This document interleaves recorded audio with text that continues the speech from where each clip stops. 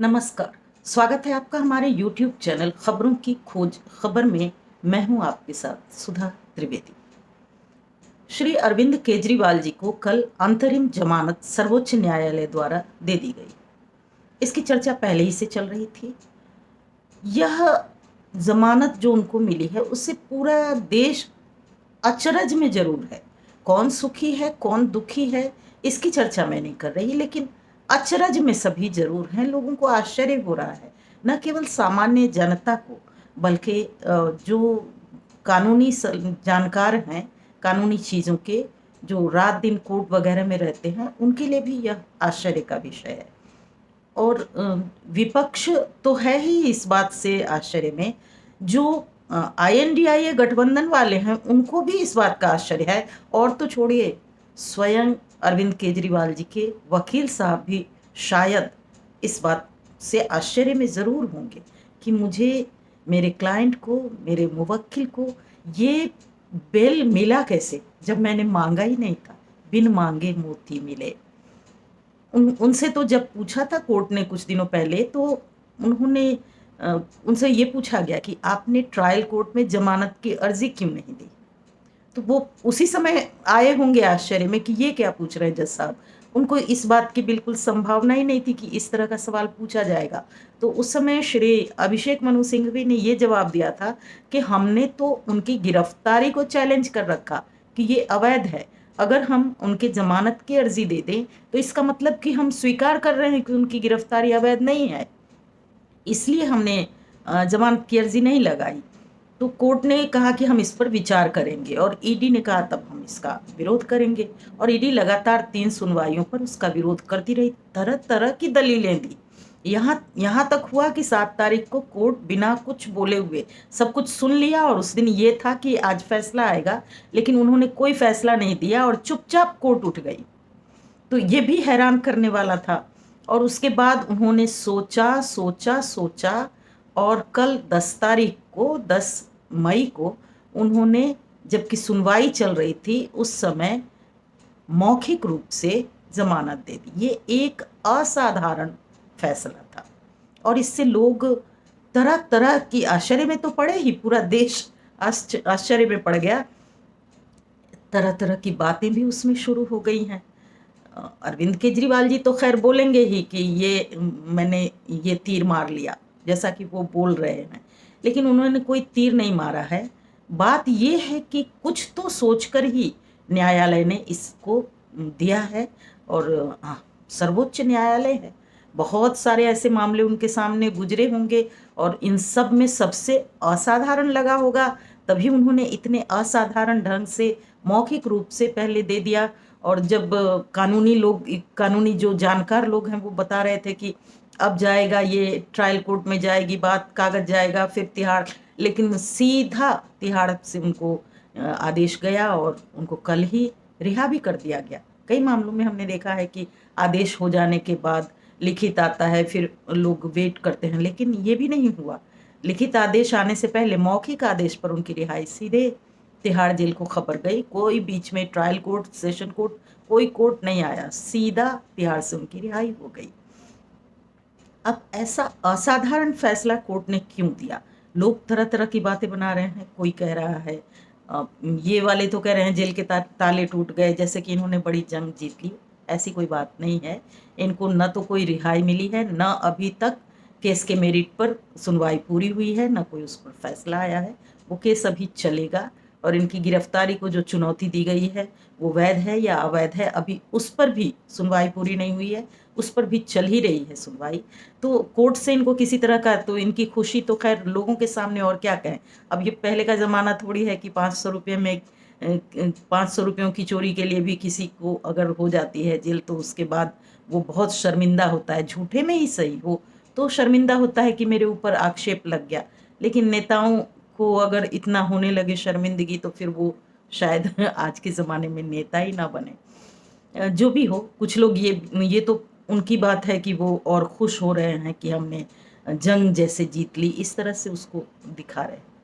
विपक्ष भी आश्चर्य में है, और विपक्ष वाले इस पर कुछ भी बोलने से बच रहे हैं।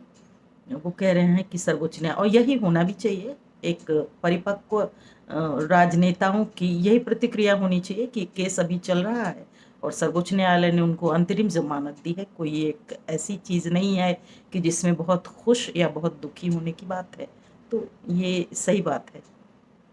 लेकिन सामान्य लोगों को आप क्या कहिएगा, हमारे आपके जैसे लोग जो एक क्रिकेट का खेल होता है, सचिन तेंदुलकर के भी आउट होने पर हम 100 सलाहें दे देते हैं, 100 प्रेडिक्शन लगा लेते हैं, 100 बातें कि ऐसा होता तो वैसा होता। ये तो हम लोग तो कह ही देते हैं।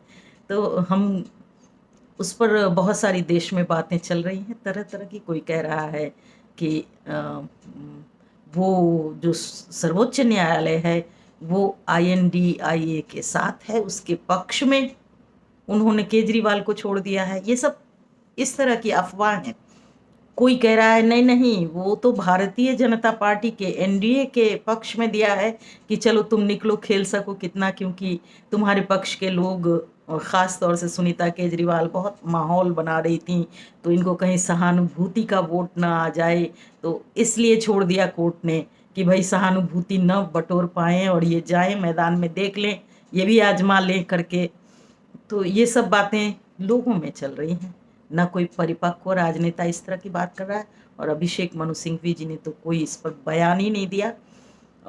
तो इस तरह की बातें चल रही हैं। अब मेरा जो इसमें मानना है कि क्यों आखिर इस तरह से एक असाधारण फैसला दिया, तो पहली बात तो ये कोर्ट ने खुद ही कह दिया था कि एक सिटिंग चीफ मिनिस्टर का ये केस मेरे सामने आया है जो अपने आप में असाधारण है, तो उन्होंने केस को असाधारण तो मान लिया था। वो असाधारण रूप से, मौखिक रूप से इस तरह से बिना मांगे अंतरिम जमानत 21 दिनों के लिए, वह भी देने की बात उन्होंने जो बार बार उठाई, कोर्ट ने कहा, ये जो कहना कि वकीलों ने, अभिषेक मनु सिंघवी ने, पैसे वालों के वकील ने, वो सब भी मैं नहीं मानती, क्योंकि यहाँ पर वकील का कोई रोल नहीं है। वकील ने कोई मांगा हो, उनकी ज़मानत मांगी हो, या वकीलों ने कोई जिरह की हो, कोई उनके पक्ष में इस तरह की दलीलें दी हों, ऐसा तो कुछ है नहीं। ये तो कोर्ट ने अपनी बात रखी, ED विरोध करता रहा और एक तरह से माननीय न्यायाधीशों ने उनका जवाब दिया।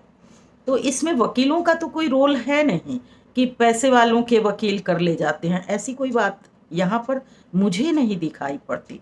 तो फिर क्या बात हो सकती है कि कोर्ट ने इस तरह से जितनी परंपराएं हैं उसको लांघ कर, और इतनी हैरानी भरा, कोर्ट है, सर्वोच्च न्यायालय है और उन्होंने दिया है, तो मेरे हिसाब से ये लग रहा है कि ये बहुत असाधारण केस था। और टाइमिंग को उन्होंने देखा है, क्योंकि ठीक इसी केस में उन्होंने मनीष सिसोदिया को अभी तक नहीं दिया है, जमानत नहीं दी है, साल से ऊपर हो गए, 1.5 साल के करीब, उनको नहीं मिली है जमानत। के कविता को उस इसी केस में रखा हुआ है, श्री सत्येंद्र जैन इसी केस में है, और भी बहुत सारे लोग हैं इस केस में। तो ये जो शराब की नीति को लेकर मनी लॉन्ड्रिंग का केस है, इसमें भी और दूसरे और केसों में, जैसे शिबू सोरेन जी का मामला, लोग पूछ रहे हैं कि वो भी मुख्यमंत्री हैं और उनके लिए भी चुनाव है, उनकी पार्टी का भी, तो उनको क्यों नहीं दिया। तो ये सारी बातों के रहते अगर अरविंद केजरीवाल जी को दिया है, तो मैं समझती हूँ कि केवल और केवल टाइमिंग की वजह से, गिरफ्तारी का जो समय है उसको देखकर मेरे ख्याल में न्यायालय के मन में ये बात रही हो कि हो ना हो 0.0001% भी अगर इस बात की संभावना है कि केवल इस वजह से कि इनको चुनाव के समय बंद कर देना है ताकि ये अपने पार्टी का प्रचार न कर सकें, केवल टाइमिंग की मैं बात करूं, किसी और नेता के बारे में उन्होंने ये पॉइंट नहीं देखा है, लेकिन केजरीवाल जी की चूंकि बिल्कुल चुनाव डिक्लेयर होने के बाद गिरफ्तारी की गई है, बहुत सारी वजहें हैं, मैंने बताया कि वो 99.99% में है, लेकिन जो 0.0001% भी अगर इस बात की संभावना हो कि प्रवर्तन निदेशालय किसी पक्षपातपूर्ण ढंग से या किसी तरह से उनको चुनाव से महरूम रखने के लिए उस समय गिरफ्तार करने गई हो और ये बात केस की सुनवाई के बाद पता चले तो तब क्या किया जाएगा? तब एक बहुत ब्लंडर हो जाएगा। इससे अच्छा है उतना बड़ा ब्लंडर करने से कि अभी इनको छोड़ दिया जाए। 21 दिनों की बात है, कहीं भागेंगे तो नहीं और इनको कोई काम तो करने देंगे नहीं। उन्होंने सीधा सीधा कह दिया है। ये बात पहले ही चर्चा चल चुकी है। मैंने उस पेपर को देखा नहीं कि इन पर क्या शर्तें लगाई गई हैं, लेकिन जैसा सुना है कि शायद वो मुख्यमंत्री के तौर पर न कोई फाइल साइन कर पाएंगे, न वो शराब जो एक्ट है उससे कुछ जुड़ी कोई फाइल देख पाएंगे, कोई भी इस तरह का। केवल चुनावी प्रचार के लिए उनको मिली है ये मोहलत। तो ये है कि वो चुनाव प्रचार अगर न कर पाए, उससे तो अच्छा है कि इतने भर के लिए इनको चुनाव प्रचार के लिए छोड़ दें। और क्योंकि केस की सुनवाई में तो अभी समय लगेगा और बाद में कोई बात पता चले तो उस समय क्या किया जाएगा? कोई उपाय न्यायालय के पास नहीं रहेगा। इसीलिए उन्होंने, मेरे ख्याल में यही वजह रही है कि इनको छोड़ने का फैसला कोर्ट ने किया। कोर्ट का यही, हमारे भारतीय जो न्याय व्यवस्था है उसका ये एक मूल जो उसकी है आवाज़, वो यही है कि हम चाहे 100 गुनहगार छूट जाएं तो छूट जाएं, लेकिन एक बेगुनाह को सजा नहीं मिले, इसके लिए इतनी कोशिश की जाती है। वरना तो फौरी हो जाए, फौरी तौर पर दिखाई देता है बहुत सारे मामलों में कि वो अपराधी है, और लेकिन उसको सजा नहीं देती है कोर्ट। बहुत इत्मीनान से समय देकर और उसकी जांच करती है और दोनों पक्षों को समय देती है। तो ये मेरा अपना ख्याल है सर्वोच्च न्यायालय के निर्णय पर। उसके किसी भी तरह के बुद्धिमत्ता पर किसी तरह का प्रश्न चिन्ह हम लोग, जिनको कि न्याय के बारे में कुछ नहीं पता, बिल्कुल नहीं खड़ा कर सकते। बाकी तो अफवाहों की बात है। चुनाव के समय हर तरफ से लोग हर तरह की बातें करते हैं। तो ये हो सकता है कि ये बात हो। देखते हैं क्या होता है आगे। मैं किसी भी तरह से श्री केजरीवाल जी बेगुनाह हैं ऐसा तो नहीं कह रही, क्योंकि जो पर्याप्त सबूत इस बात के मिल रहे हैं कि इसमें उनकी संलिप्तता है, पूरी पार्टी की संलिप्तता है। लेकिन सर्वोच्च न्यायालय ने अभी इस जांच को पूरी तरह से, इस सुनवाई को पूरा किया नहीं है, तो सर्वोच्च न्यायालय के तौर पर वो इस तरह से तो नहीं देखेगा। उसका जो दायित्व है उससे वो चूकेगा नहीं। तो ये वजह हो सकती है। आज के इस वीडियो में बस इतना ही। आगे और मिलेंगे अगले अंक में। तब तक के लिए मुझे ये आज्ञा दीजिए। और अगर हमारा वीडियो आपको पसंद आता हो तो इसे प्लीज़ लाइक करें, शेयर करें और सब्सक्राइब तो ज़रूर करें। बहुत बहुत धन्यवाद। जय हिंद।